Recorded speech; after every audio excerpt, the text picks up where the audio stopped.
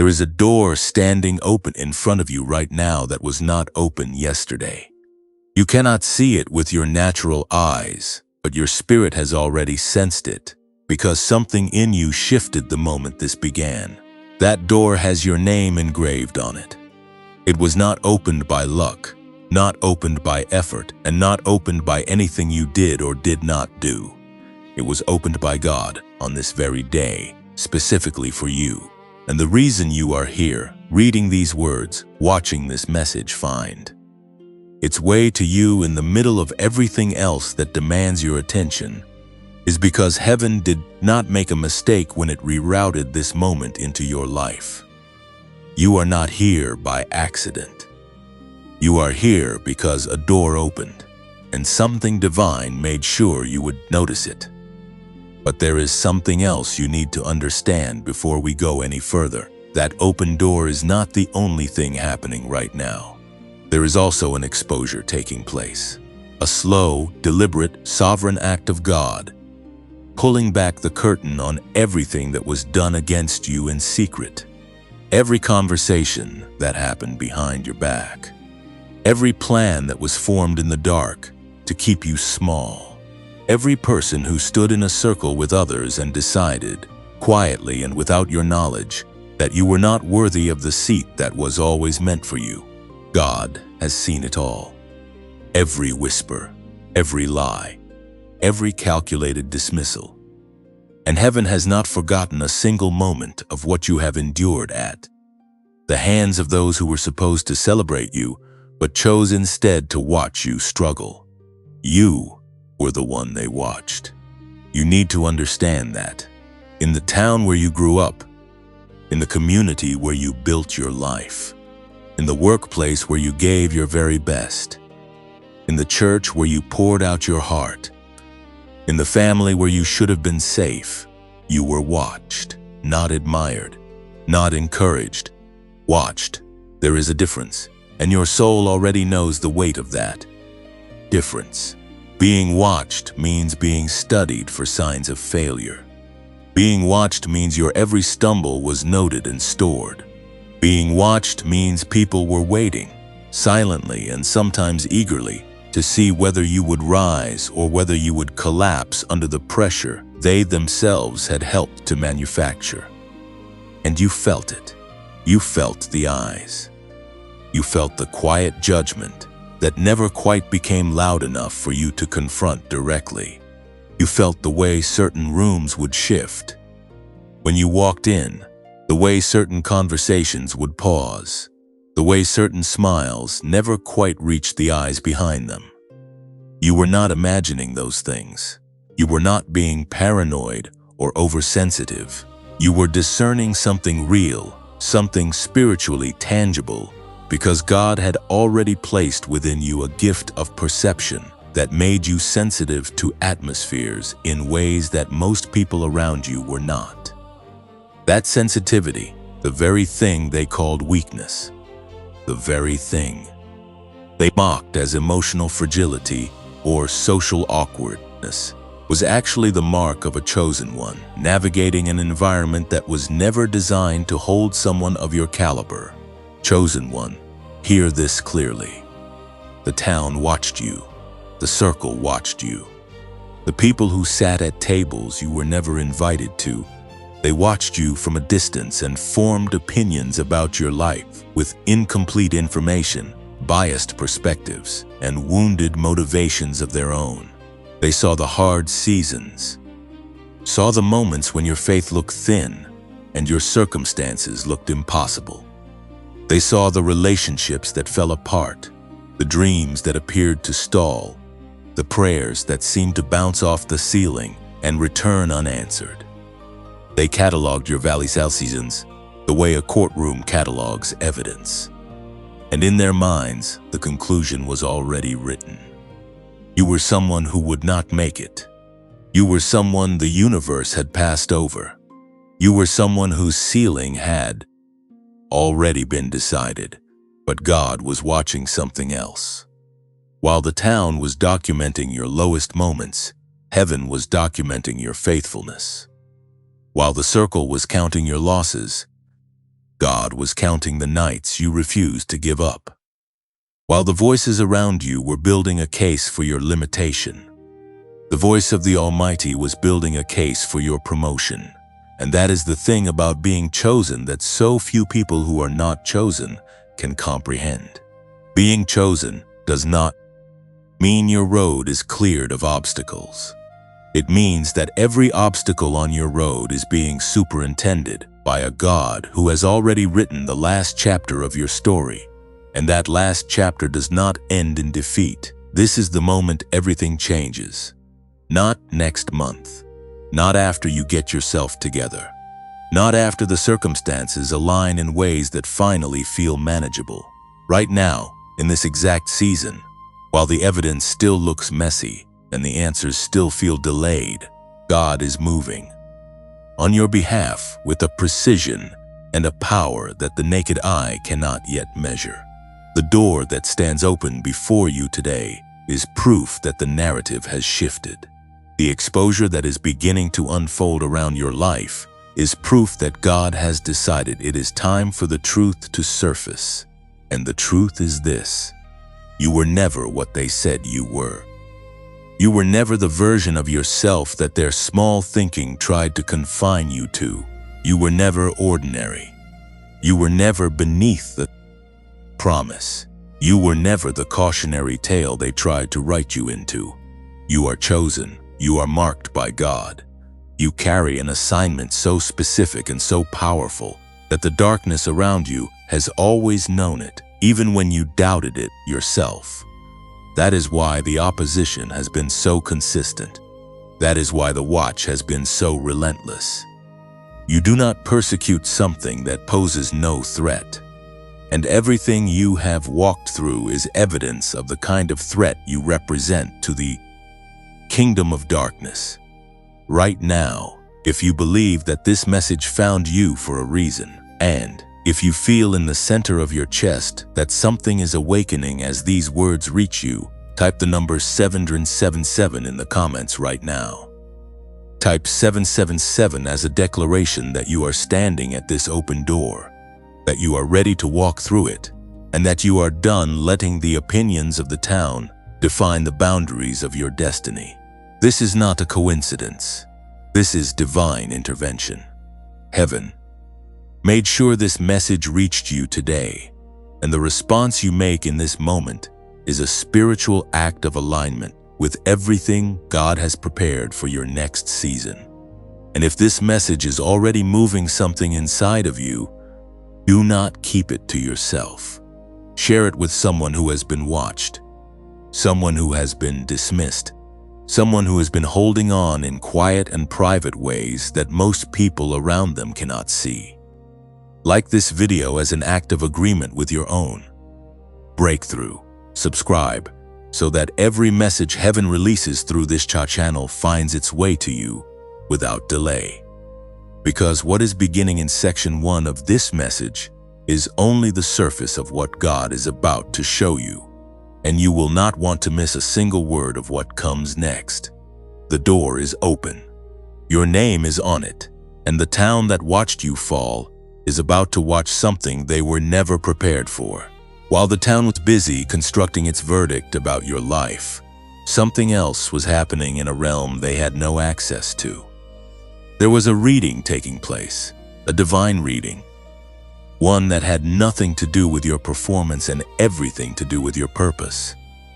God was not looking at what they were looking at. God was not measuring what they were measuring. And this distinction is not a small theological comfort designed to make you feel better about a difficult season. It is a foundational truth that reframes every single thing you have walked through. Every single judgment that was passed against you, and every single moment you felt the weight of being misread by the people around you. You have to understand how differently heaven reads a human life compared to how people read it. People read from the outside in. They begin with what is visible, with what is measurable, with what has already been demonstrated in public. They look at your history and they extract patterns. They look at your associations, and they form conclusions. They look at your failures, and they assign limitations. They look at the distance between where you are and where they believe someone of your supposed standing should be, and from that distance they calculate your worth. This is how human judgment operates. It is always working from the surface, always cataloging the external, always reaching conclusions based on data that is fundamentally incomplete because it only ever captures a fraction of what is actually true about a person. But God reads from the inside out.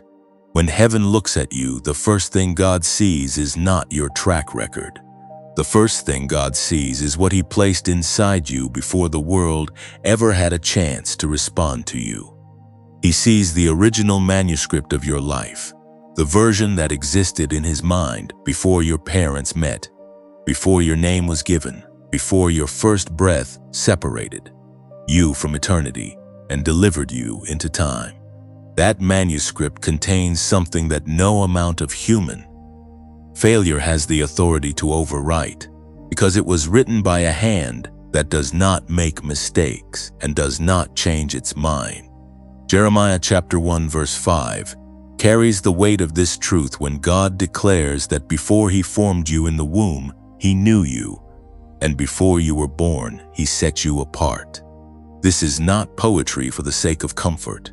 This is a declaration of how seriously heaven takes your existence, and how little of your true identity has ever been visible to the eyes that have been watching you. What God saw when He looked at you in your hardest seasons was not what the town saw. When the town saw someone struggling under the pressure of circumstances that seemed too heavy, God saw someone being built. When the town saw someone who could not seem to catch a break, God saw someone being protected from paths that would have led to destinations that were never written into the original manuscript of their life. When the town saw someone who appeared to be falling behind the timeline that social expectation had constructed, God saw someone moving precisely on a schedule that human clocks were never designed to track.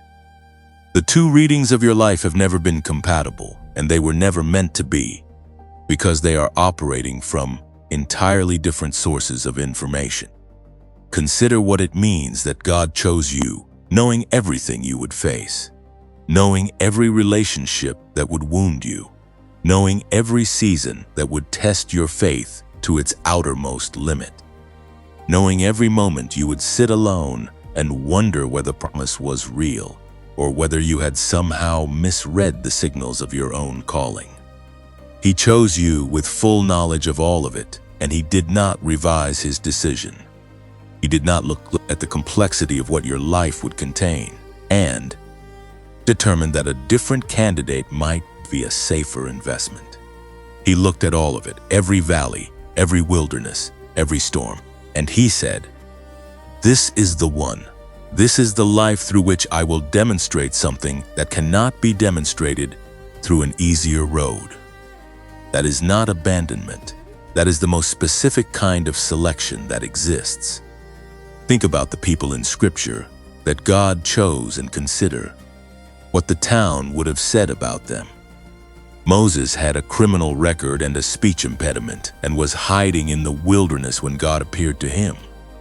The town would have looked at Moses and seen a man whose best years were behind him, a man who had disqualified himself from leadership through his own poor decisions, a man who could not even speak fluently enough to deliver a convincing message.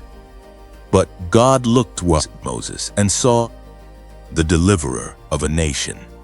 David was so far from the front of the line that his own father did not think to include him when the prophet came to select the next king of Israel. He was out in the field with the sheep while his brothers stood tall and impressive before Samuel. The town would have seen a shepherd boy, the youngest, the overlooked, the one who did not even merit a seat at the table of consideration. But God looked at David and saw a king after His own heart. Gideon was hiding from the enemy when the angel of the Lord appeared to him and addressed him as a mighty warrior. Gideon himself laughed at the description. He pointed to his family's low standing and his own position as the least in his father's house. The town would have entirely agreed with Gideon's self-assessment. But God was reading from a different manuscript entirely. And here is what makes this pattern so powerful and so directly relevant to your life. In every single one of these cases, the gap between what the town saw and what God saw was not eventually closed by the person performing their way into the divine reading. It was closed by God acting on what he had always seen, in his own timing, through circumstances that no human strategy could have engineered. The reversal was always divine in its origin. The elevation was always sovereign in its execution. The people around them did not gradually come to see what God saw through a slow accumulation of convincing evidence. They were confronted with it, suddenly, undeniably, in a moment of manifestation that left no room for the old narrative to continue standing. That is what is approaching your life right now. Not a gradual rehabilitation of your reputation through careful performance. Not a slow rebuilding of credibility through persistent effort that eventually wears down the resistance of those who doubted you. What is approaching is a manifestation. A moment when what God has always seen in you becomes visible in a way that the human eye cannot dismiss or reframe or minimize. A moment when the manuscript heaven has been reading from is opened before the very people who wrote you off, and they are confronted not with your argument for your own worth, but with God's demonstration of it. But there is something you need to sit with in the quiet space between this moment and that manifestation. It is the question of whether you have believed the town's reading more than you have believed God's, because this is the subtle wound that prolonged exposure to human judgment can inflict on a chosen one. Not that you consciously agreed with everything that was said or implied about you, but that somewhere in the accumulated weight of being consistently misread, of being consistently overlooked, of being consistently held at a distance from the belonging, and the recognition that your soul needed, something inside you began to wonder whether perhaps they were seeing something real. Whether perhaps the version of yourself that God calls chosen is a generous exaggeration, and the version the town constructed is closer to the truth. Chosen one, that wondering is the enemy's most effective tool against you, because it does not require you to openly reject your calling. It only requires you to hold your calling at arm's length, to step toward it with hesitation rather than authority, to qualify every movement forward with the unspoken question of whether you are actually worthy of what you are moving toward. And that hesitation, that chronic low-grade doubt about the validity of the divine reading of your life, is what has slowed some seasons that were meant to accelerate. Not a lack of faith in God, but a quiet, persistent difficulty believing that God's reading of you specifically, with full knowledge of your full story, is the accurate one. This is the moment to lay that down, not because your feelings are invalid, not because the pain of being misread is not real or is not deep, but because you cannot walk through the open door that God has placed before you while still carrying the weight of the town's verdict in one hand. The door requires both hands free. It requires you to step forward with the full weight of your identity, as God has always known it, unqualified by the opinions of those who were never reading from the right source. You are not who they said you were. You have never been who they said you were. And the God who formed you before the foundation of the world, who wrote your name in a book before a single day of your life had come to pass, has not once changed his assessment of who you are and what you carry. The town saw what was on the surface. God read the entire manuscript, And everything that is about to unfold in your life is the evidence that the divine reading was always the accurate one. Let the town have their verdict. Heaven has already issued its own, and it is the only one that will stand when the fullness of your story is finally made visible. What God saw in you in your lowest moment would have silenced every critic in the room, and what He is preparing to show the world about you will do exactly that. There is a particular kind of loneliness that belongs exclusively to the chosen one in the season of preparation. And it is not the loneliness of having no one around you. It is the loneliness of being surrounded by people who cannot see what is happening to you. People who look at your life and see stagnation when heaven is seeing construction. People who look at your stillnesses and see defeat when God is seeing a foundation being laid with a precision and a depth that will one day support a weight of glory that would have collapsed any structure built in haste. This is the loneliness that does not have a simple explanation and does not respond to simple comfort because it is not born of circumstance.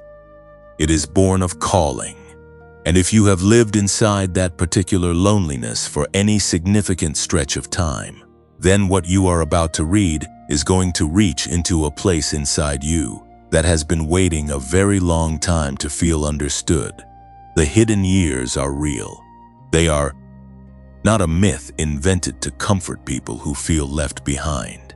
They are a documented pattern in the lives of every person God has ever used at a level that required something extraordinary. Joseph spent years in a pit and then years in a prison before he stood before Pharaoh, in a moment that looked to the outside world like overnight success.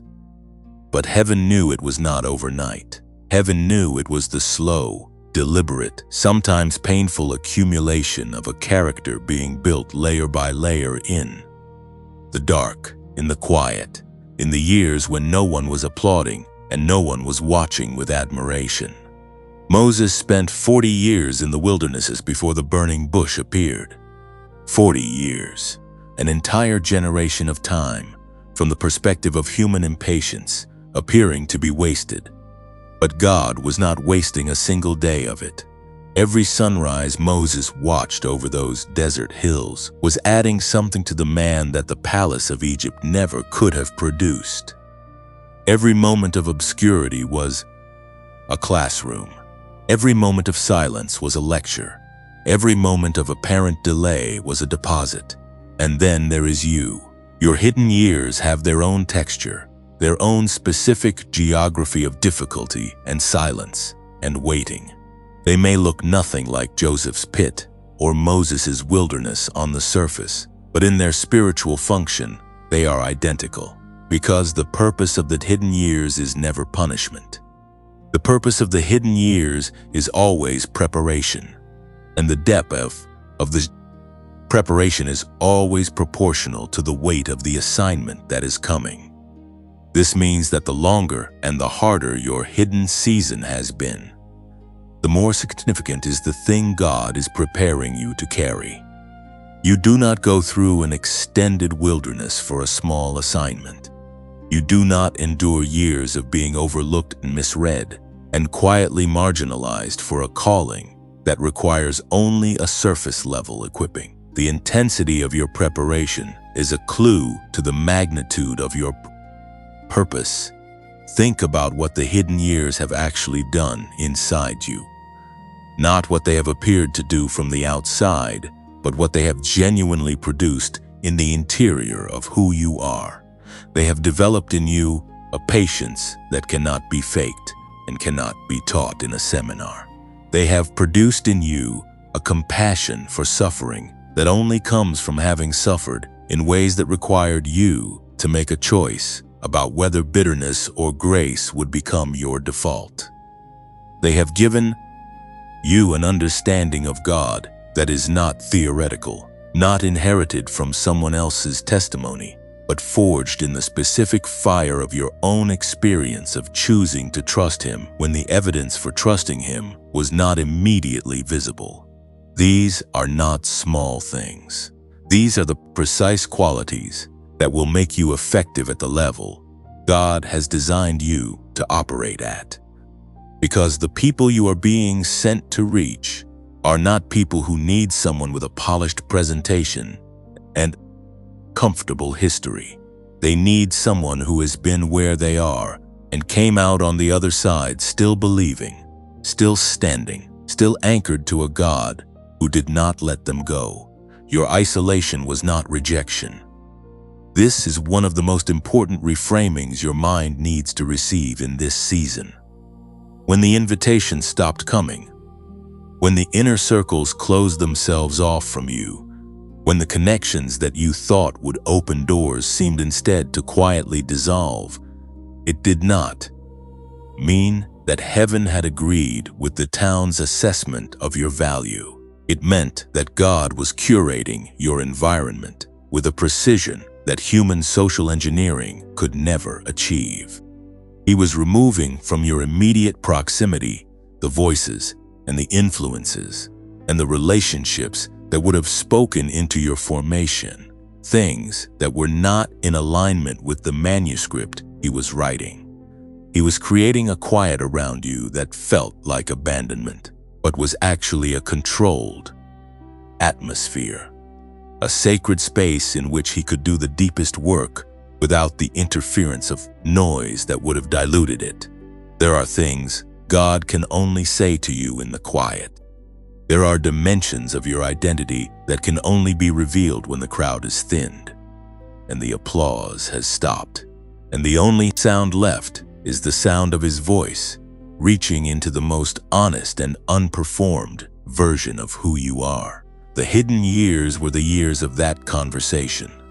And even if you did not always recognize it as conversation, even if it sometimes felt more like silence than speech, there was a word being built inside you across every moment of those years that is now ready to be expressed in the world in ways that will be impossible to ignore. Because that is what happens when the hidden season ends.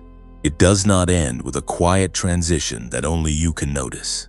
It ends with an emergence, a visible, undeniable, God-orchestrated emergence that makes it plain to anyone who has been watching that something has shifted at a level that human effort alone could never explain. The Joseph who walked out of prison and stood before Pharaoh was not simply an older version of the boy who had been thrown into a pit by his brothers.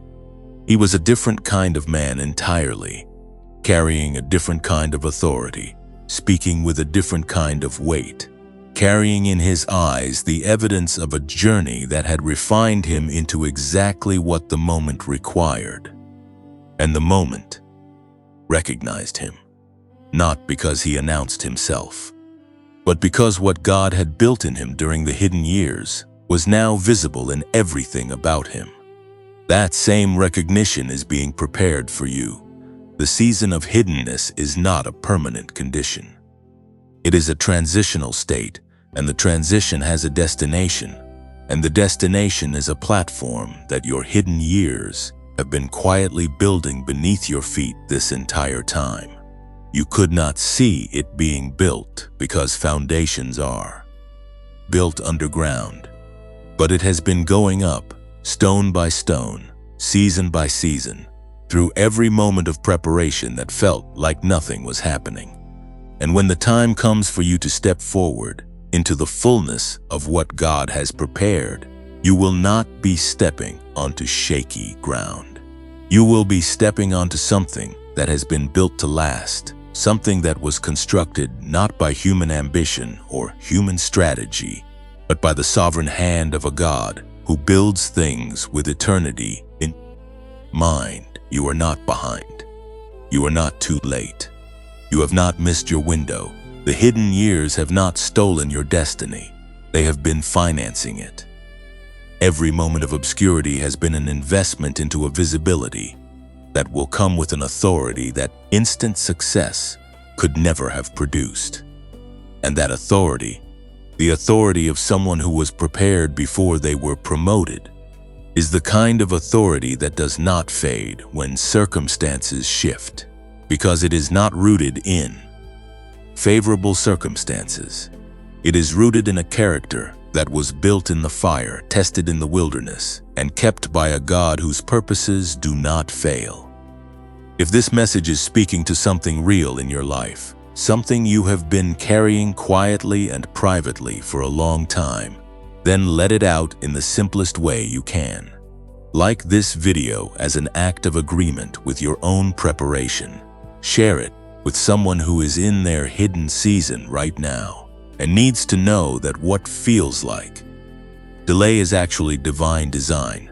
Subscribe so that every message we release finds its way to you, because the conversation we are having across this channel is one that heaven is using to reach the ones who have been prepared the longest. And if the ministry of this channel has brought value to your journey, and you feel led to help us sustain and continue this work, there is a link in the description below where you can support what we do. Everything given is completely voluntary. And whether or not you are in a season where that is possible, we are genuinely grateful that you are here, that you are listening, and that you are walking this road with us. Your presence in this community matters more than you know. The hidden years were never the end of your story. They were always the beginning of something that would outlast everything that tried to stop it. There is a specific kind of wound that does not bleed visibly. It does not show up on the surface of your skin, and it does not announce itself in ways that invite immediate sympathy or care. It is the wound that is inflicted not by a single dramatic act of cruelty, but by the slow, patient, consistent application of words spoken about you in rooms you were not in. Words carried in whispers from one person to another, each repetition adding a small distortion, each retelling drifting slightly further from truth, until the version of you that was circulating in the town bore only a passing resemblance to the person you actually were. This is the wound of the whisper campaign, and if you have lived inside the reality of it, you know that its damage is not less severe for being invisible. In some ways, it is more severe, because you could never quite locate it precisely enough to defend yourself against it, and because the people inflicting it could always retreat behind the claim that they were simply sharing their honest observations or expressing genuine concern. You need to understand what was actually happening beneath the surface of those whispers, because the whispers were never simply about you. They were never as innocent as people sharing observations, or as straightforward as concerned community members expressing worry. What was moving through those conversations, what was being passed from mouth to mouth in the circles that surrounded your life, was a spiritual assignment. The enemy does not always come at a chosen one with obvious dramatic opposition. Sometimes the most effective strategy is the subtle one. Sometimes the most devastating attack is the one that is wrapped in the language of normalcy, carried out through ordinary social interactions, and delivered not by obvious enemies, but by people who genuinely believed they were doing nothing wrong. A whisper does not feel like a weapon to the person whispering it. But in the spiritual dimension, every word spoken against a chosen one without justification is a projectile, and the accumulation of those projectiles over months and years of sustained whispering can do extraordinary damage to the interior of a person who was designed to stand tall in their purpose. Think about the specific labels they attach to you, not the loud, dramatic insults that are easy to identify and resist, but the quiet, persistent categorizations that got repeated so many times they started to feel like established fact. Perhaps you were labeled as too much, someone whose passion and intensity made those around you uncomfortable, and so the label became a way of managing the discomfort your presence created in people who had settled for less than you were refusing to settle for.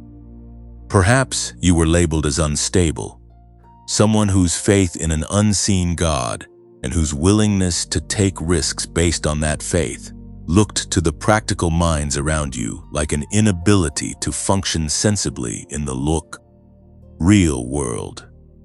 Perhaps you were labeled as proud because you refused to shrink yourself to fit the ceiling that your environment had constructed for you, and the refusal to shrink read to smaller perspectives as arrogance rather than as the quiet dignity of someone who knows what they carry. These labels were crafted and repeated with a consistency that was not entirely accidental. There was a force behind the labeling that understood, on a level that the people doing it could not consciously articulate, that a label accepted is a limitation installed, that if the right words could be attached to you with enough frequency and enough social consensus, you might eventually stop pushing against the ceiling and start believing that the ceiling was the appropriate boundary of your life. That is not conspiracy thinking. That is spiritual reality.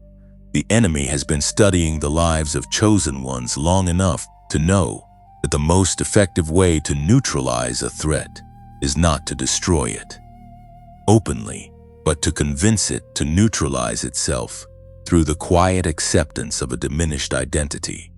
And here is where it becomes critically important that you examine honestly what happened inside you in response to the sustained pressure of those labels and those whispers.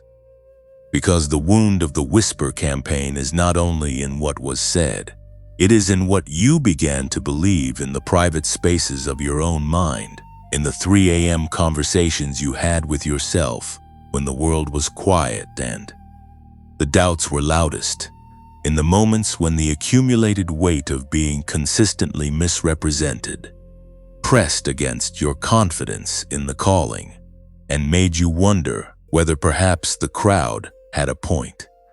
You did not collapse into full agreement with what they said, but you may have found yourself trimming the edges of your dreams to fit the container their expectations had built for you. You may have found yourself hesitating before certain doors, not because God had told you to wait, but because the voices of the watchers had created a hesitation in your spirit that felt like wisdom, but was actually fear dressed in its most convincing disguise. This is the deep work of the whisper. It does not need your full agreement.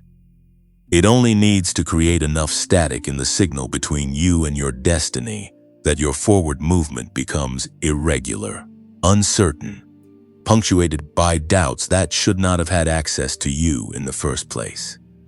And the tragedy of it is that the people whispering often genuinely did not understand the spiritual weight of what they were participating in. They were not sitting in rooms consciously strategizing the spiritual neutralization of a chosen one. They were simply doing what human beings do in community when they do not have the maturity to celebrate what they cannot control. They were managing their own discomfort with your difference by constructing a narrative that made your difference into a deficiency. It was small, it was human, and it was also extraordinarily dangerous to someone who was not yet fully anchored in the truth of what God had spoken about their life. But there is another dimension to the whisper that you may not have fully considered. And this dimension changes everything about how you should understand what happened to you. The whispers were not only a weapon of the enemy, they were also, in the sovereign economy of God, a filter. Every person who participated in the whisper campaign against you, every person who chose the comfort of the circle over the courage of standing beside you, every person who repeated the labels and added their own small embellishments to the narrative that was being built against your name, those people were revealing something about themselves that you needed to know before you carried them any further into your future. The hidden season was not only building your character, it was also clarifying your relationships. And the whispers, painful as they were functioning as a kind of spiritual sorting mechanism, separating the people who were genuinely assigned to your journey from the people who were only there for the seasons when your association cost them nothing. God does not allow His chosen ones to carry unnecessary weight into the fullness of their purpose, and relationships built on a foundation of conditional loyalty, relationships that collapse into whisper the moment your circumstances become inconvenient or your faith becomes uncomfortable. Those relationships were always going to have to fall away before you could walk fully into what was prepared for you. The whispers did not only wound you, they also did you the service of showing you, clearly and unmistakably, who could not be trusted with the next chapter. And that clarity, as painful as it was to receive, is an essential part of your preparation. Because the assignment that is coming requires people around you who are not going to fold under pressure, who are not going to manage their discomfort with your anointing by reducing you to a label, who are not going to sit in circles and whisper when what you need is someone willing to stand beside you in public and call you what God has always called you. There is also something specific that happens in the Spirit when words are spoken. It's a person who has been sealed by God for a particular purpose. Those words do not simply land and take root the way they might in an unprotected life. They are met by something. There is a covering over the chosen one that means that not every word spoken against them has the authority to stick. Not every label applied has the permission to define. Not every whisper carried from mouth to mouth has the power to alter the trajectory of a life that is moving on a divine course. Chapter 54, verse 17, does not say that no weapon will be aimed at you. It says that no weapon formed against you shall prosper. The weapons were real. Whispers were real. The pain of the labels was real. But the authority of those weapons to ultimately determine the outcome of your story was never real, because the authority over your story belongs to the one who wrote it, and he has not once delegated that authority to the town. What the whispers built in you was not the diminishment they were intended to produce. What they actually built, in the hands of a God who is sovereign over even the attacks against his chosen ones, was a resilience, and a discernment, and a settled clarity about what your identity that would not have been possible to develop in a more comfortable environment. You had to be pressed to know what was inside you. You had to be misread consistently enough that you were eventually forced to stop looking to human reading as the source of your self-understanding and go directly to the God who formed you. The whispers drove you deeper into the only relationship that could actually tell you the truth about who you are. And from that depth, from that place of identity that is anchored not in human opinion but in divine declaration, you are about to rise in a way that the town did not calculate and cannot contain. The labels they gave you are expiring. The narratives they built about you are being dismantled. And the whispers that traveled so comfortably from mouth to mouth in the seasons of your hiddenness are about to be replaced by a testimony so loud and so undeniable that the same mouths that carried the whispers will not be able to remain silent in the face of what God is doing. Your name was spoken in rooms without your knowledge, but God heard every word, and He is answering. There is a moment in the life of every chosen one when the patience of God reaches its appointed limit on behalf of the one who has been wronged. Not the limit of His mercy toward those who have caused the harm, because the mercy of God toward human beings does not exhaust itself the way human mercy does, but the limit of His willingness to allow what has been done in darkness to remain covered. There is a season that heaven has written into the timeline of every life that has carried the weight of sustained injustice sustained misrepresentation, and sustained opposition from sources that should have been allies. And that season is the season of divine exposure. And what you need to understand about divine exposure is that it is not the same thing as human revenge. It does not operate by the same rules. It does not feel the same way when it arrives. And it does not produce the same results as anything you could have engineered through your own effort, or your own anger, or your own carefully constructed plan to make things right on your own terms.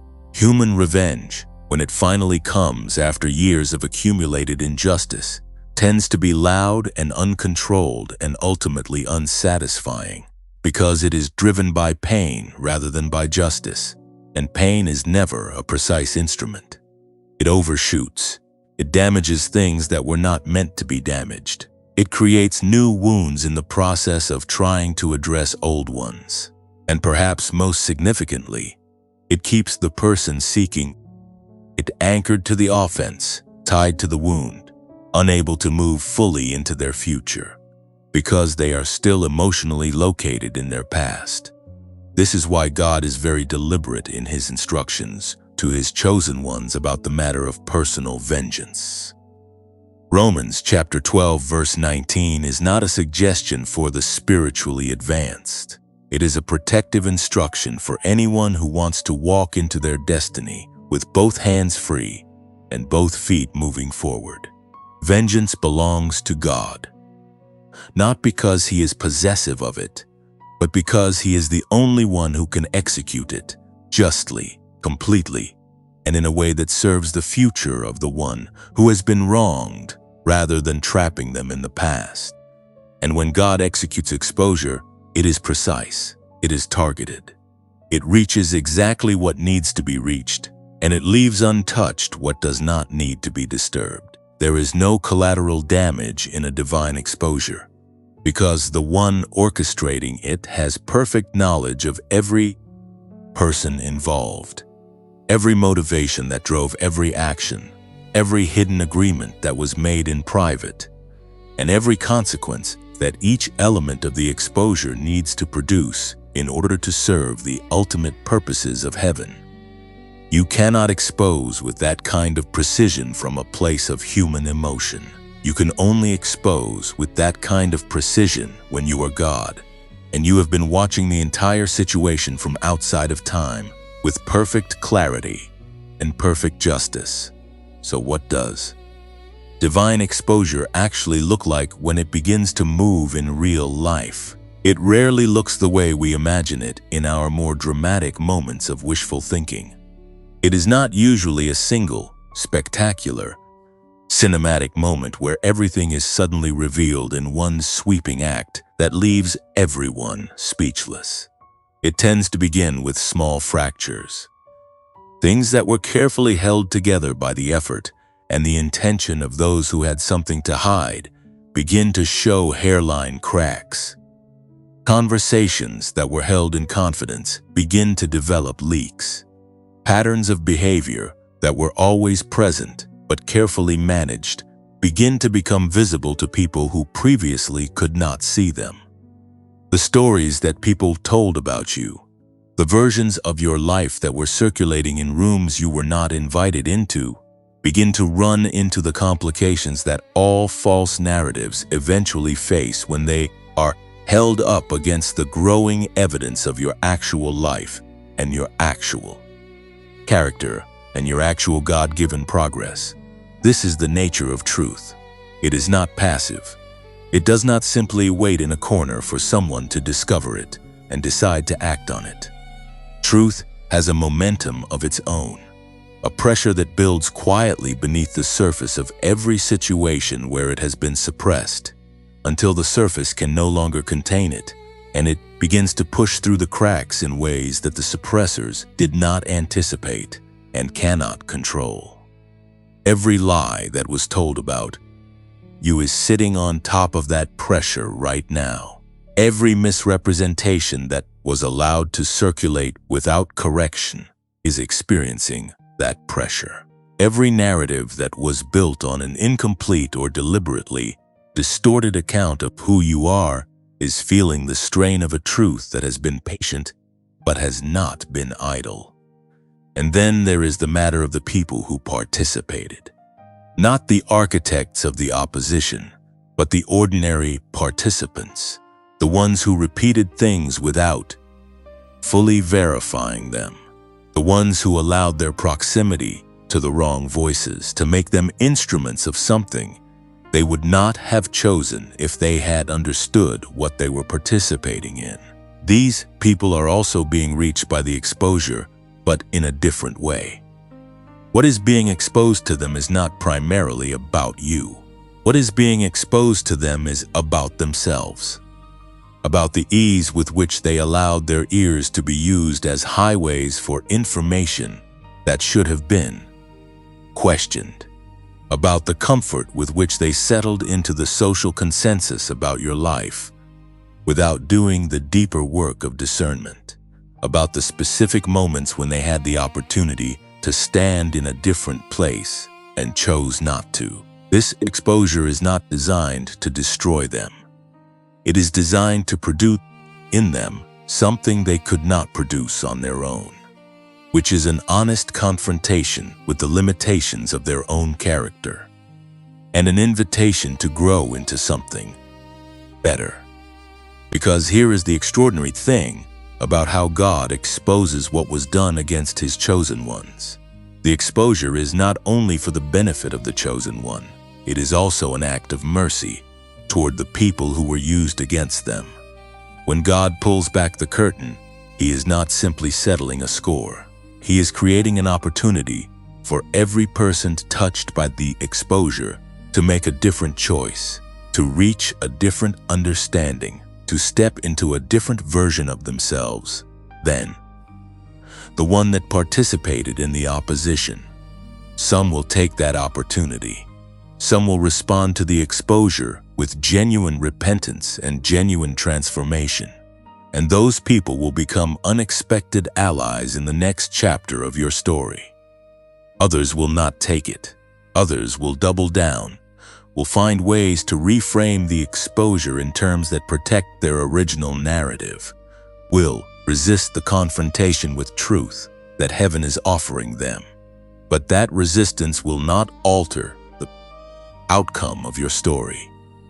It will only determine their own relationship to the next chapter of it. What you need to guard against in this season of divine exposure is the temptation to watch it too closely. This is a subtler danger than it sounds. When things that were hidden begin to come into the light, when patterns that were invisible begin to become visible, when the truth about what was done against you begins to surface in ways you can actually observe, there is a natural and very human pull to position yourself close to the exposure, to want to see it unfold in detail, to want to be present for each revelation, to feel the satisfaction of watching truth arrive in a situation where lies held so much territory for so long. But God is asking you to resist that pull, not because what is being exposed does not deserve to be exposed, and not because your desire for justice is wrong, but because your calling is not to be a spectator at the exposure. Your calling is to be moving forward through the open door while the exposure is occurring behind you. The children of Israel did not stand at the edge of the Red Sea watching Pharaoh's army drown and spend the next season of their journey replaying the moment. They sang, they worshiped, they celebrated the faithfulness of God, and then they moved. Because the miracle at the sea was not the destination. It was the clearing of the path. It was the removal of what had been pursuing them so that they could move forward into do what had been prepared for them. And what had been prepared for them was not behind them at the water. It was ahead of them in the promised land. The looking back was always the danger, not the miracle. Your exposure is your Red Sea moment. What is being revealed about those who opposed you is a clearing of your path, a removal of the narrative that has been pursuing you through the wilderness of your hidden season. a divine interruption of the momentum of everything that was positioned against your forward movement. It is real, and it is powerful, and it is undeniably the hand of God moving on your behalf. But it is not where you are going. It is what is being cleared so that you can go where you were always meant to be. Do not position your heart where the exposure is happening. Position your heart where God is taking you. Let heaven handle the revealing. Your assignment is the receiving of everything that the open door in front of you has been holding in preparation for this exact moment. The exposure is not the climax of your story. It is the clearing of the stage for the climax that is still coming. And that climax, the fullness of what God has prepared for the life you have been faithfully living in the hidden years, is more than worth keeping your eyes fixed forward for. Let God be God in the exposure. You just keep walking toward the door. There is a principle woven into the fabric of divine justice that most people do not fully grasp until they have lived through enough of their own story to see it operating in real time. It is the principle of repositioning, not restoration, which implies returning something to the state it was in before the damage occurred. Repositioning is something more significant than restoration. Repositioning means that God takes the very thing that was used to diminish you, the very platform on which your humiliation was staged, the very circumstances that were arranged to define your ceiling, and He turns them into the foundation of your elevation. He does not simply give you back what was taken. He gives you something that could only have been built on the specific ground of what you went through. And the result is not a return to before. The result is an arrival at something that before could never have contained. Think carefully about what this means for your specific story. Every table you were excluded from has been noted by heaven. Every seat that was quietly removed from your access. Every room where the conversation stopped when you entered because the conversation had been about you. Every position that was offered to someone less qualified because the person doing the offering was more comfortable with someone who would not outshine them. Every opportunity that dissolved at the last moment in ways that felt too consistent to be coincidental, all of it has been recorded. Not for the purpose of producing in you a permanent grievance, because a chosen one who is anchored in bitterness is a chosen one whose gifts are operating below their capacity. It has been recorded for the purpose of precision, so that when the turning of tzkez begins, it turns with an accuracy that is unmistakably divine, so that what is restored is not a generic blessing that could have come to anyone, but a specific repositioning that addresses the specific losses of your specific journey. The table that excluded you is the table that heaven is now preparing for you to sit at the head of. This is not metaphor. This is the documented pattern of God's dealings with the ones He has chosen, and the ones who have been opposed by the systems and the people around them. David, who was left in the field while his brothers were presented to the prophet, became the king before whom those same brothers would bow. Joseph, who was stripped of his coat and thrown into a pit by the very people who should have celebrated his dreams, became the one before whom those same people prostrated themselves in desperate need. Esther, who was an orphan and an exile with no natural claim to any platform of influence, became the woman in whose hands the survival of an entire people rested, seated in a palace at a table that no natural path could have delivered her to. The pattern is not coincidence. The pattern is the signature of a God who specializes in taking what was meant to be burial and turning it into a launching pad. Who takes what was constructed as a cage and dismantles it into building materials for a platform? Who looks at the worst thing that was done against His chosen one and determines not that it will be forgotten or bypassed or treated as if it never happened, but that it will be redeemed, that it will be brought into the architecture of the testimony in a way that makes the testimony more powerful, more undeniable, and more useful to the people who will one day hear it and find in it the thread of hope they have been searching for. Your testimony is being built right now from the materials of your opposition. The rejection is becoming the content of a message that will reach people who have only ever heard rejection. The misrepresentation is becoming the foundation of an authenticity that will stand out sharply against the polished performances of people who have never had to fight for their right to be believed. The tables that were turned against you are being repositioned by heaven into the very structure of the platform from which you will speak, lead, create, build, or serve in whatever specific form your assignment takes. And that platform will carry an authority that no seminar could have produced and no human endorsement could have granted, because it was built not by human hands, but by divine sovereignty, operating through the raw material of a life that refused to quit. There is something else that the turning of tables produces, and it is perhaps the most unexpected gift of this season. It produces in you a freedom from the very things that once held power over you. When God repositions what was used against you and makes it the foundation of your advancement, something releases inside you in relation to those things.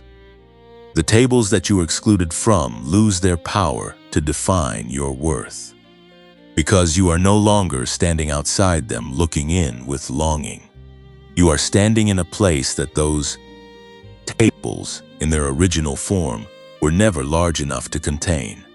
The opinions that once felt like walls become irrelevant, not because you have argued them into irrelevance, but because the life God has built around you has made them structurally unable to reach you.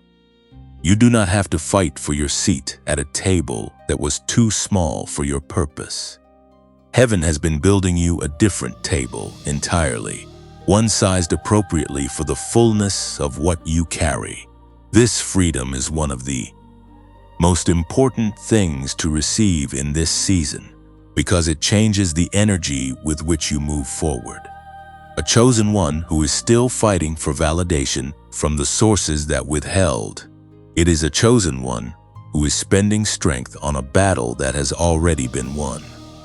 The repositioning that God is doing does not require your energy to be directed backward toward proving something to the people who doubted you.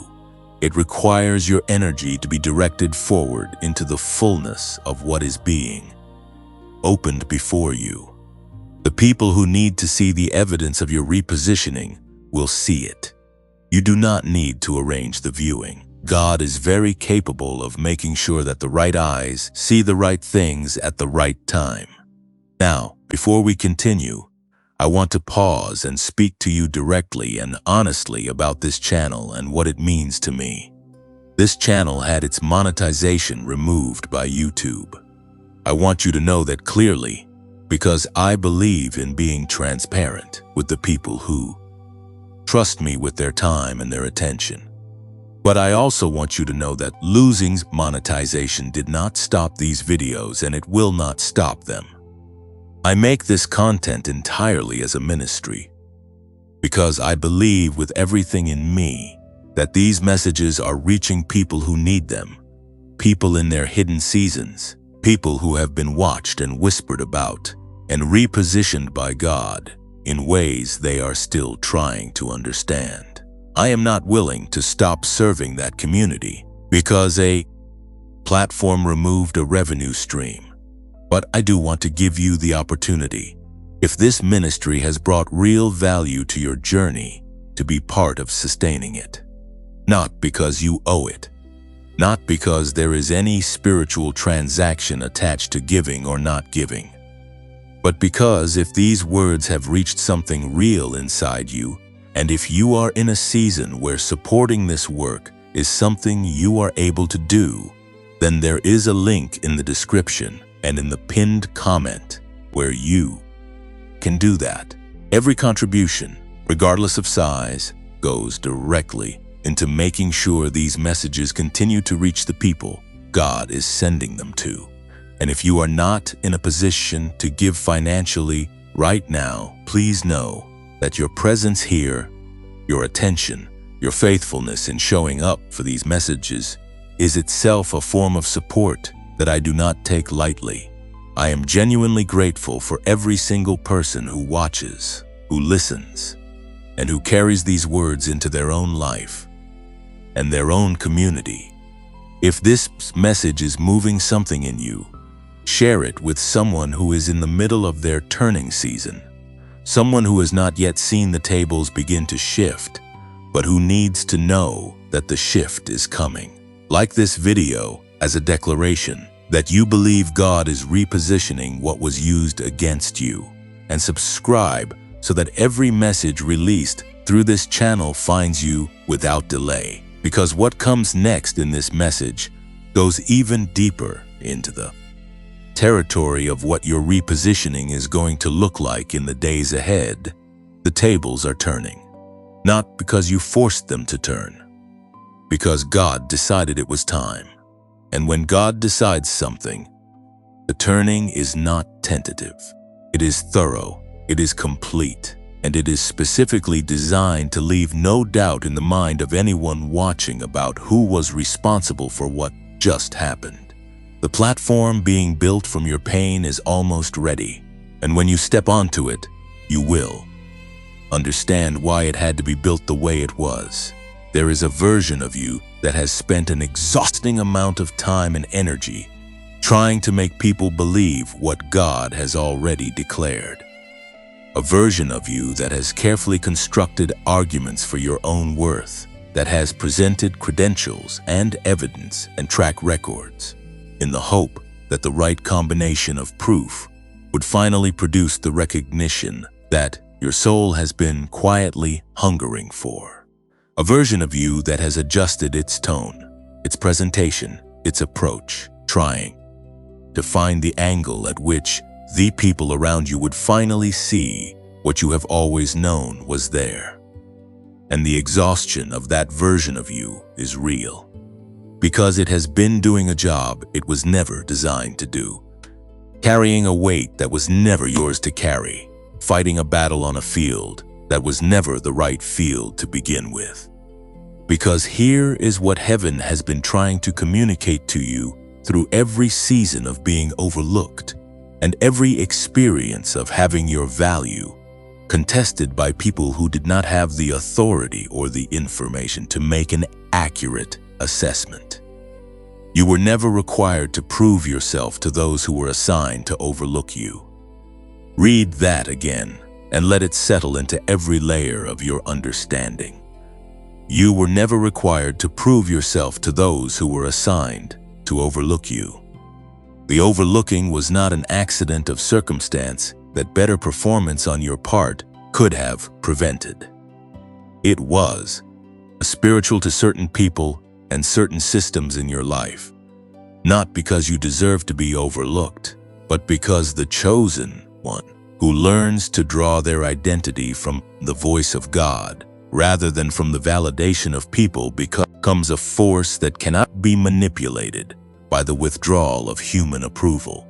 And the enemy knows that a chosen one who is not dependent on human validation is extraordinarily difficult to control, because you cannot use the threat of disapproval against someone who has stopped needing approval to function. This is why the withholding was so strategic and so sustained. It was not random. It was targeted. The people and the systems that consistently withheld recognition from you were instruments, most of them without knowing it, of a process designed to create in you a dependency on human opinion that would make you easier to manage and less dangerous to the kingdom of darkness. If you could be kept in a perpetual state of seeking, always reaching for the validation that was always being moved just beyond your grasp, then your energy would never fully concentrate itself on the thing you were actually built to do. You would spend your strength on the proving rather than on the doing, and the doing is where your anointing lives. The moment you stop needing them to believe you is the moment your assignment accelerates. This is not a motivational statement designed to make you feel better about being dismissed. It is a functional spiritual truth that has been demonstrated across the lives of every person in Scripture who walked in genuine authority. Jesus himself did not spend his ministry attempting to convince the Pharisees of his legitimacy. He did not restructure his message to become more palatable to the religious establishment.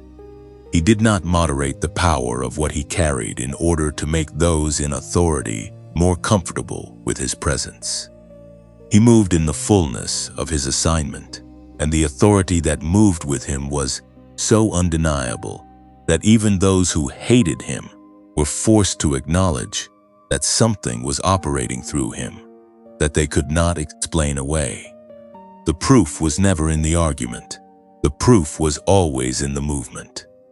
Paul declared in Galatians chapter 1 verse 10 that if he were still trying to please people, he would not be a servant of Christ. This is not an expression of arrogance or contempt for community. It is a recognition of a fundamental incompatibility between the people-pleasing orientation and the God-serving orientation.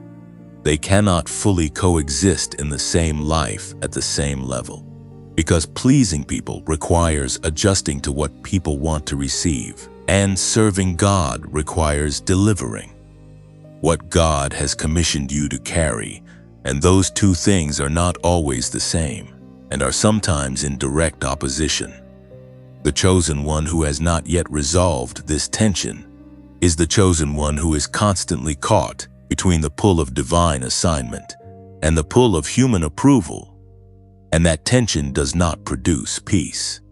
It produces the particular kind of internal conflict that makes you feel like you are working twice as hard as you should be for half the results you should be seeing. You are God's chosen one, not a candidate waiting for human confirmation of a divine appointment. The appointment has already been made. The seal has already been placed. The authority has already been granted. What other people do or do not do with their acknowledgement of those facts does not alter the facts themselves. A king who requires the approval of the court to know he is king has a problem not with the court, but with his own understanding of the nature of his appointment. The appointment did not come from the court, and therefore cannot be revoked by the court. Your calling did not come from the people who have been withholding their validation, and therefore it cannot be diminished by the continuation of that withholding. This is where the posture of the chosen one needs to shift in this season. Not from humility to arrogance, because genuine authority has no need of arrogance. Arrogance is the performance of confidence by someone who is not yet secure in their identity. Genuine authority is quiet. It does not need to announce itself loudly, because it does not need the room to agree with it in order to function. The posture that needs to shift is from seeking to standing, from reaching for external confirmation, to resting in internal conviction, from asking the town to believe you to simply walking in the fullness of what God has placed in you and allowing the evidence to speak at a volume that no amount of human skepticism can drown out. There is a specific kind of peace that arrives when a chosen one finally releases the need for their doubters to become their believers. It is not the peace of giving up or of becoming indifferent to human connection. It is the peace of having correctly identified the source of your worth and correctly located the seat of your authority. When you know, at a level that goes below thought and below emotion, and settles into the bedrock of your being, that your value was determined before any human I ever assessed you, and that your calling was written before any human voice ever commented on your life. Then the commentary of those voices, whether it is favorable or unfavorable, simply loses the power it once had to move you off your foundation. And from that foundation, something extraordinary begins to happen. The energy that was previously consumed by the proving process becomes available for the doing process. The attention that was split between your assignment and the management of other people's perceptions of your assignment becomes unified and focused in a single direction. And focused anointing is exponentially more powerful than divided anointing. The chosen one, who is no longer bleeding energy into the pursuit of validation, and who has turned that energy fully toward their purpose, becomes a force that produces results at a rate that surprises even themselves. Not because they have become more gifted. They carry the same gifts they always had. But because the fullness of those gifts is finally being directed at the target they were designed for, rather than being partially redirected toward the secondary goal of convincing the unconvinced. The people who were assigned to overlook you served a purpose in your life that they did not intend to serve. They made you find God as your vindicator. They made you locate your identity in a source that cannot be removed by social consensus or institutional gatekeeping. They made you desperate enough for truth that you went past the surface level of what other people were willing to tell you about yourself and found your way to the deep water of what God has spoken over your life. And what God has spoken over your life does not require a second opinion. It does not need to be corroborated by the people who withheld their endorsement. It stands on the authority of the one who spoke it, and that authority is not subject to the approval of any council, any community, or any individual who looked at you and decided you were not worth investing in. You do not beg for a seat that was always yours. You do not argue your way into a room that was designed with your name on the door. You do not spend another day of this season trying to make the people who were assigned to overlook you into people who finally see you. Your vindicator sees you. Your creator sees you. The one who opened the door that is standing in front of you right now sees you with a clarity and a completeness that nothing in this world can replicate. Stand in that. Move from that. Build from that. Let the town reach its own conclusions in its own time. You have places to go that their conclusions were never equipped to reach. The begging is over. The standing has begun. And the standing of a chosen one who knows who they are is one of the most powerful things this world will ever witness. There is a moment written into the sovereign script of your life that the town did not see coming. They positioned themselves as the audience of your struggle, the quiet observers of your seasons of difficulty, the ones who watched from a comfortable distance and formed their settled opinions about the trajectory of your life. They were comfortable in that position. It required nothing of them. It cost them nothing to watch, and in their watching, they assumed a kind of permanence, as though the role of observer was one they had been assigned indefinitely, as though the story they had constructed about you was the final version, and the curtain had already come down on any possibility of a different ending. They were wrong, not in a small way. They were wrong in the most comprehensive and irreversible way that a human being can be wrong about another human being, because they forgot, or perhaps they never knew, that they were not watching an ordinary life. They were watching a life that had been written by God, and God does not write stories that end where the audience expects them to end. The rising of a chosen one is not a private event. This is one of the aspects of divine justice that is most frequently misunderstood and it is worth sitting with carefully because it has direct implications for how you understand what is happening in your life right now. When God lifts someone who's been pressed down, when He elevates someone who has been marginalized, when He makes visible and undeniable the worth of someone whose worth was consistently contested by the people around them, that elevation does not happen in a hidden corner. It does not happen quietly and privately in a way that allows the people who were wrong about you to simply adjust their internal narrative without any external accountability for the position they held. Divine elevation happens in the sight of the very people who witnessed the pressing down. It happens before the same audience that watched the struggle. And this is not accidental. It is intentional. It is one of the ways that God demonstrates His justice, not only to the individual who has been lifted, but to the community that participated, knowingly or unknowingly, in the pressing.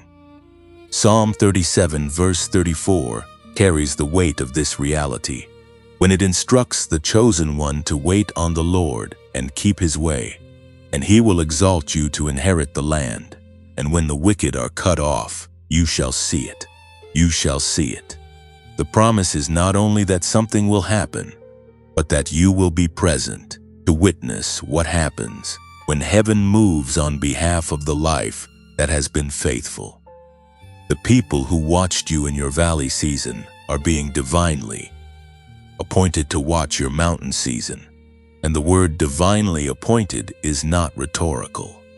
It means that God Himself is engineering the circumstances under which your rising will be visible to the specific eyes that watched your falling. He is not leaving it to chance that the right people will be in the right place to witness what He is doing. He is arranging it with the same precision and the same intentionality with which He arranged every other detail of your story. But here is what you need to understand about what this means for your posture as the rising begins. The watching that is coming is not something you perform for. You do not rise in a way that is shaped by the desire to make a particular impression on the people who are watching. You do not curate your emergence to maximize the impact it has on those who doubted you. Because the moment you begin performing your rising for the audience of your former critics, you have handed them back a power over you that God worked very hard to remove through the hidden years. The rising is not for them. The rising is for the fulfillment of the assignment. And the fact that they will witness it is a byproduct of divine justice, not the goal of your obedience. This distinction matters enormously in practice, because there is a version of rising that looks outwardly successful, but is inwardly driven by the hunger to be finally seen and finally validated by the specific people who withheld their validation. And that version of rising is exhausting, because it is still organized around the opinions of those who once dismissed you, still seeking something from them, even while appearing to have moved beyond them. It is the emotional equivalent of leaving a room while still looking back through the window. The body has moved forward, but the heart is still stationed at the point of rejection, still wanting something from people who are not equipped to give it. And a chosen one who is still emotionally stationed at the point of their rejection cannot fully inhabit the fullness of the elevation that God is bringing them into. The invitation of this season is to rise with your eyes forward, to let the witnessing of the town be what it is, which is the consequence of a God who is faithful and just, without making their witnessing the motivation for your movement. You move because you are called. You build because you are assigned. You walk through the open door because God opened it, not because you want the people outside to see you walking through it. And when you rise from that clean and internally settled place, the rising carries an authority and a grace that rising for an audience simply cannot produce. There is a quality in the movement of someone who is not performing that the human eye can detect, even when it cannot articulate what it is detecting. People know when they are watching something real, and what you are carrying, what is rising in you and through you in this season, is real in a way that will be unmistakable to everyone who witnesses it. Now, consider specifically what it means for the people who watched you to now bear witness to your rising. For some of them, what they are witnessing is producing something that even they did not anticipate. It is producing conviction, a quiet, uncomfortable confrontation with the reality of what they participated in during your valley seasons and what the evidence of your rising now says. The accuracy of the judgments they made. This is not a comfortable experience for a person of genuine conscience. And some of the people who once whispered about your limitations are now in a private interior, reckoning that they are not yet ready to make public. They are processing what they are seeing in the light of what they said and what they did. And that processing is a gift of God to them, even though it arrives as discomfort.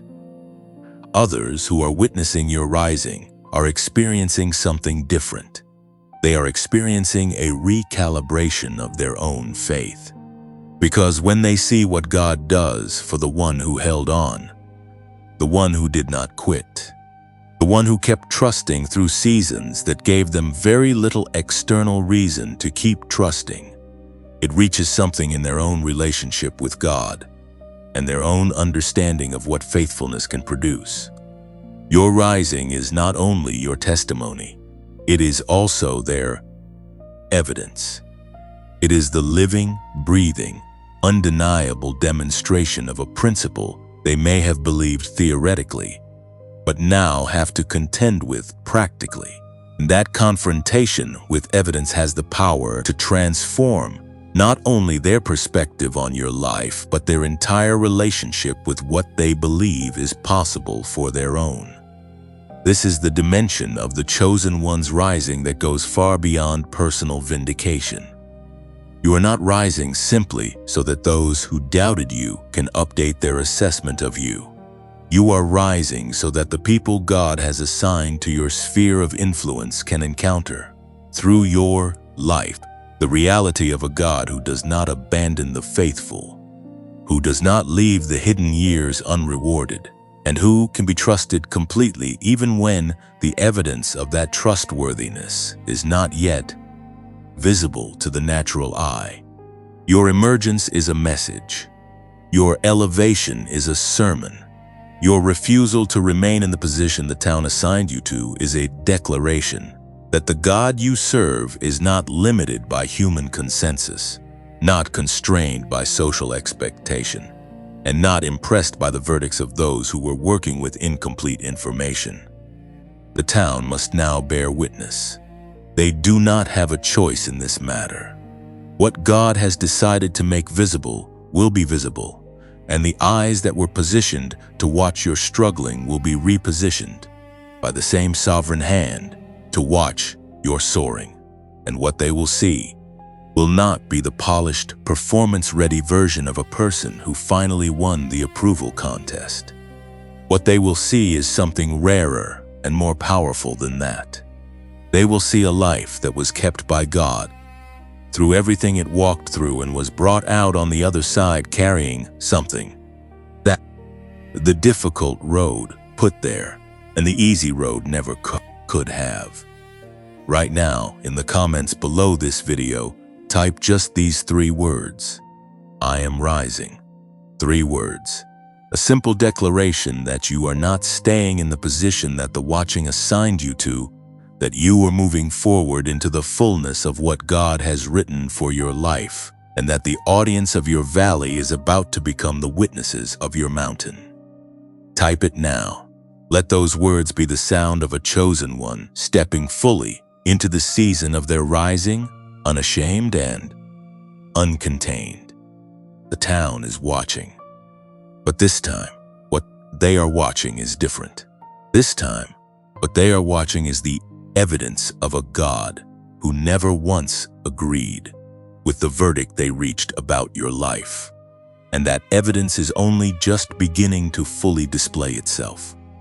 What is coming next in your story will make everything they watched before look like the opening scene of something they were never prepared for. They watched you struggle. Now they will witness your glory. And the distance between those two seasons is the distance that God traveled on your behalf while no one else was paying attention. There is a particular kind of crown that cannot be purchased, cannot be inherited, and cannot be awarded by any human institution, regardless of how much authority that institution believes it possesses. It is not the crown of natural talent, though talent may be part of what you carry. It is not the crown of academic achievement or professional accomplishment, though those things may form part of your story. It is not even the crown of a life lived without significant failure, because the most powerful crowns that heaven bestows are never built on the foundation of an untroubled life. The crown that is being placed on the life of every chosen one who has walked through sustained rejection, sustained misrepresentation, and sustained opposition from the people and systems that should have supported them is a crown of a different order entirely. It is the crown that rejection built, and its weight, its authority, and its permanence are directly proportional to the intensity of what was endured in the building of it. You need to understand the metallurgy of this crown. You need to understand what it is made of and why the materials from which it is constructed give it a quality that no crown built through comfortable circumstances could ever possess. Every door that was slammed in your face contributed a specific element to this crown. Not the pain of the slamming, which was real and is not being minimized, but the response you chose in the aftermath of the slamming. The moment after the door closed, when you had to decide whether to sit down in the hallway and accept the closed door as your permanent address, or to turn and look for the next door, that moment of decision deposited something into the metal of your crown that cannot be replicated by any other experience. It deposited a resilience that is now structural, woven into the fabric of who you are at a level that goes below behavior and below habit and becomes character. Character in the truest sense of the word, which is not a performance of virtue, but the actual substance of what a person is made of when the performance is stripped away and what remains is simply who they are. Every seat that was denied you, every table that closed itself off, every position that went to someone less qualified because the person making the decision was more comfortable with mediocrity than with the challenge of your anointing, each of those denials was also a deposit. Not into your disappointment, though the disappointment was real, into your discernment, because every experience of being passed over by a table that was not worthy of what you carry taught you something about the nature of the tables that are worthy. It calibrated your understanding of what genuine recognition looks and feels like versus what performative inclusion looks and feels like. It made you someone who cannot be easily deceived by the appearance of welcome from a source that does not genuinely honor what you carry, and that discernment, in the fullness of your assignment, will protect you from spending your most potent seasons in rooms that would have diminished you even while appearing to celebrate you. Every name that was whispered in contempt, every label that was attached to you with the intention of defining your ceiling, every conversation that happened in rooms you were not in, where the version of you being discussed bore little resemblance to who you actually were, these things also went into the crown. They went in as fire, and fire in the metallurgy of a chosen one's crown does what fire does in the natural world to precious metal. It does not destroy the metal. It separates from the metal everything that is not metal. It burns away the impurities, the dross, the elements that were always foreign to the true substance of what was being refined. And what remains after the fire is purer and stronger and more brilliant than what existed before the fire was applied. What the contempt was trying to destroy was never destroyed. What the labels were trying to confine was never confined. What the whispered names were trying to diminish was never diminished. The fire of their opposition moved through your life, and it burned. And the burning was real, and the pain of it was real. But what came through the fire is not the ash of a life that was consumed. What came through is the gold of a character that was refined. And refined gold does not apologize for its brilliance. Refined gold does not dim itself out of consideration for the people who preferred it when it was less obviously valuable. Refined gold simply is what the fire made it. And what the fire made it is exactly what was always intended from the beginning. Consider what Paul writes in Romans chapter 5, beginning at verse 3, where he traces the lineage of hope backward through its origins. He does not say that hope comes from favorable circumstances or from the experience of consistent success. He says that suffering produces perseverance, and perseverance produces character, and character produces hope, and hope does not put us to shame. This is the genealogy of the crown that rejection builds. It begins in suffering, which is the place that no one chooses voluntarily and everyone wishes they could avoid. It moves through perseverance, which is not the absence of the desire to stop, but the refusal to act on that desire. It arrives at character, which is the thing that perseverance deposits in the interior of a person who did not quit. And from character it produces hope, not the wishful thinking that is sometimes called hope in casual usage, but the confident expectation of a specific outcome that is anchored in the specific faithfulness of a specific God who has never once failed to complete what he begins in the lives of those who remain in him. Your hope is not naive. Your hope is not the desperate optimism of someone who has nothing else to hold on to. Your hope is the product of a lineage. It has been earned, not in the sense that you deserve it because of your merit, but in the sense that it has been forged through the exact process that Paul describes. Through suffering that you did not avoid, through perseverance that you maintained even when every instinct in you wanted to release it, through character that was built in the specific fire of your specific opposition.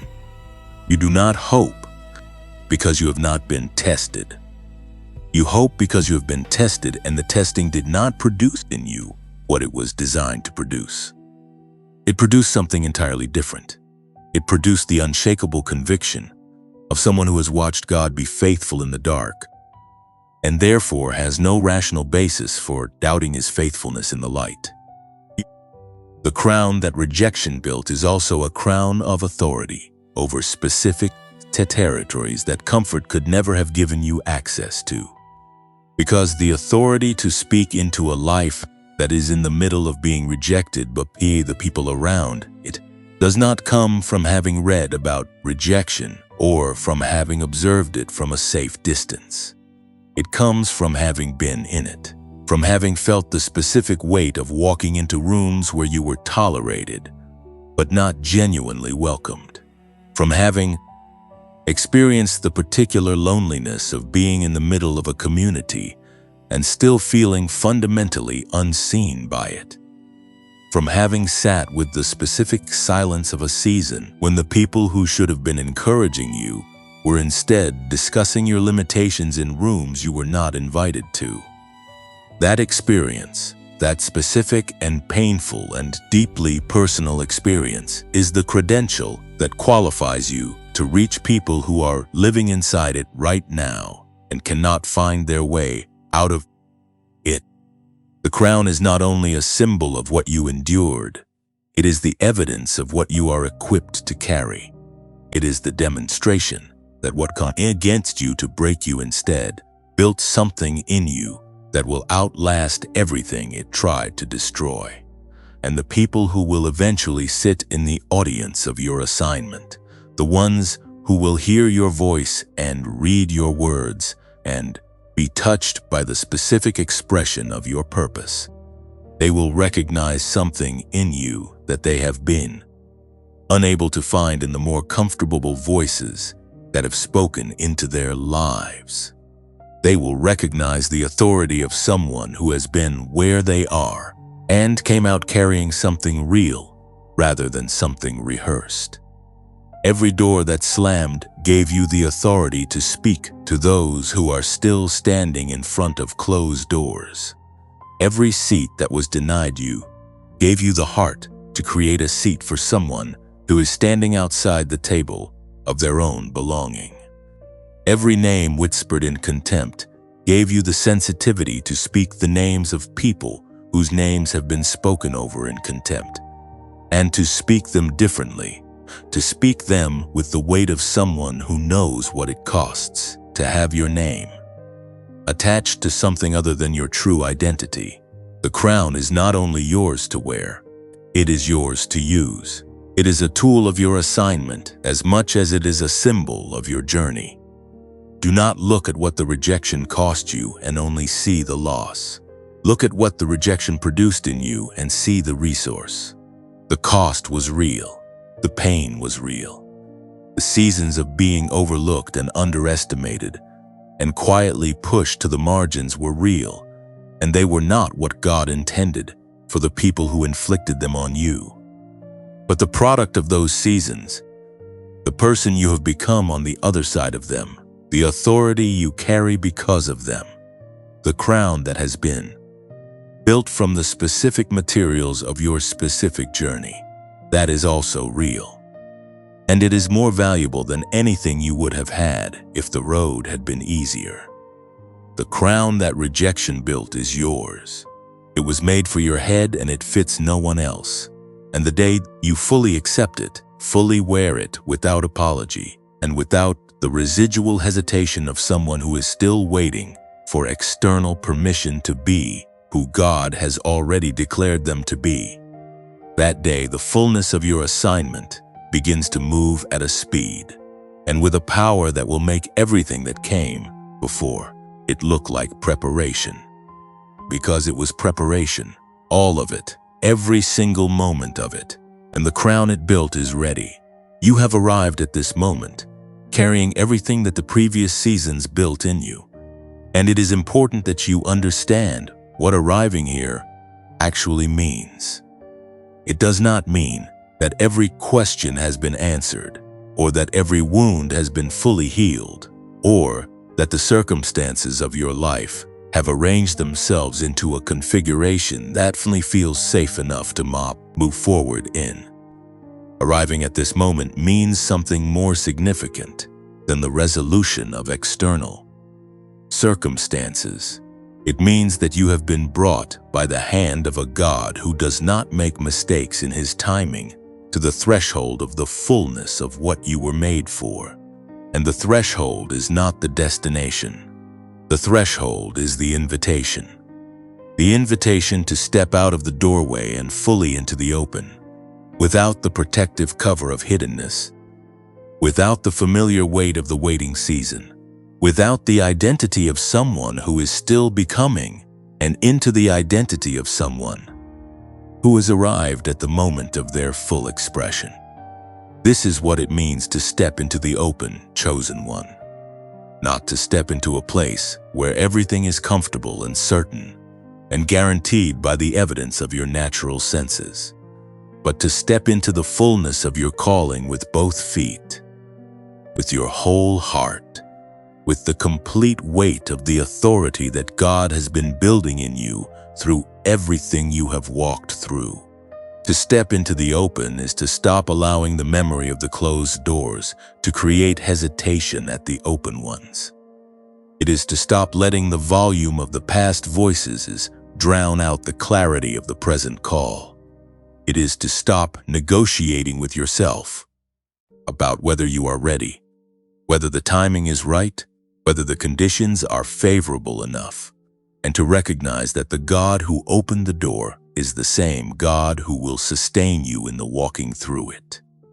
There is a prayer in the heart of every chosen one who has been through the hidden years that sounds something like this. Let me know when it is time. Let me know when the season of preparation has done what it was designed to do, and the season of expression has truly begun.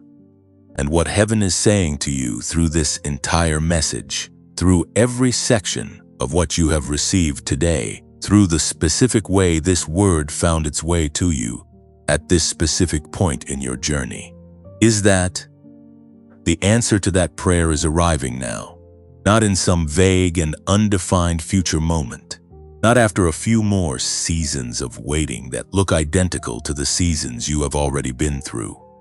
Now, in this moment, in this season, with this version of you, refined and ready and carrying more than you yet fully recognize, the time to step fully into the open has come. Stepping into the open requires you to make peace with the reality that not everyone will celebrate your emergence. Some will be confused by it because the version of you they had filed away in their understanding does not match that is stepping forward. Some will be resistant to it because your emergence disrupts the narrative they had settled into about your life and about what is possible for someone with your history. Some will be genuinely overjoyed by it because they always knew what was in you, and they have been waiting for this season with an anticipation that mirrors your own. And some, perhaps the most unexpected category of all, will be so confronted by the evidence of what God does for someone who holds on that their own faith will be permanently altered by witnessing your stepping forward.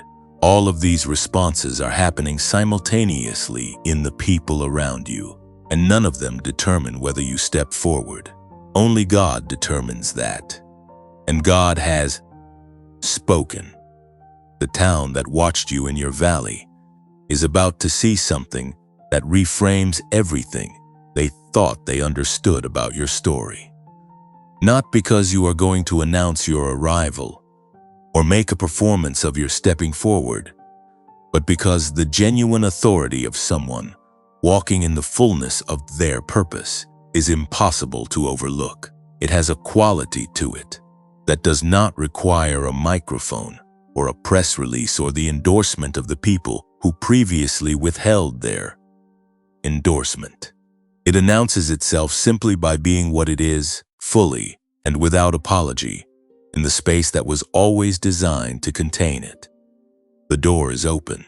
Your name is on it. The preparation is complete. The crown built by everything you endured is on your head, and it was made for this exact moment and this exact expression of your life. The hidden years have finished their work. The whispers have done their refining. The tables that were turned against you are being repositioned. The exposure that was needed has begun its movement. The vindicator who sees you fully and accurately and has never once revised his assessment of your worth is moving on your behalf with a precision and a completeness that will leave nothing important unaddressed. Step into the open, chosen one, not tentatively, not with one foot still in the threshold and one eye still on the audience of your critics, fully, with the settled confidence of someone who knows that the one who called them is faithful, and that the faithfulness of God is not a theological concept but a lived reality that your own history has already confirmed many times over. You have evidence. You have been through enough to know that when God says He will do a thing, the doing of it is not in question. Only the timing is, and the timing is now. Before this message closes, I want to speak to you honestly and from the heart about this channel and what it means to continue this work. YouTube removed monetization from this channel. I want you to know that plainly. without drama, because I believe in being transparent with the community that trusts me with their time. But I also want you to know that the removal of monetization did not remove the calling. These messages exist because God continues to put them on my heart for people who need them, for chosen ones in their hidden seasons, for people who have been watched and whispered about, and who need to hear that the crown rejection built is real and the rising is coming. That calling does not require a platform's financial approval to continue. It requires faithfulness, and I intend to be faithful to it for as long as God gives me breath and words to carry.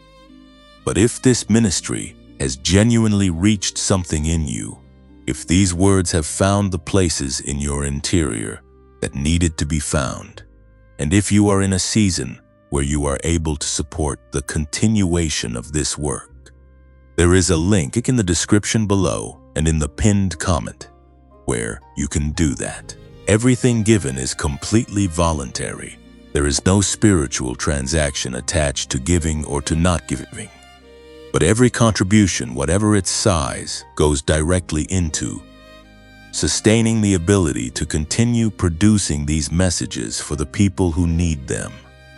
And if giving is not something that is available to you in this season, please know without any reservation that your presence here, your faithfulness in watching and listening and walking this road with us, is itself something I am profoundly grateful for. You being here matters. You are not a number or a view count to this ministry. You are a chosen one that heaven directed to this message, and that means everything. If this message has moved something real in you today, share it with someone who is standing at their own threshold right now, someone who needs to hear that the door is open and their name is on it. Like this video as an act of agreement with everything God is doing in your story. Subscribe so that every message this channel releases finds its way to you without delay, because the conversation we are building here is one that heaven is using in real lives and real seasons. You are not who they said you were. You never were. The town watched you. They were watching someone they could not fully see. And what they are about to witness in the coming season of your life will be the clearest evidence they have ever encountered that God does not abandon the faithful, does not forget the hidden, and does not leave the crown of the chosen one in the hands of those who tried to take it. Step into the open. Heaven is holding the door.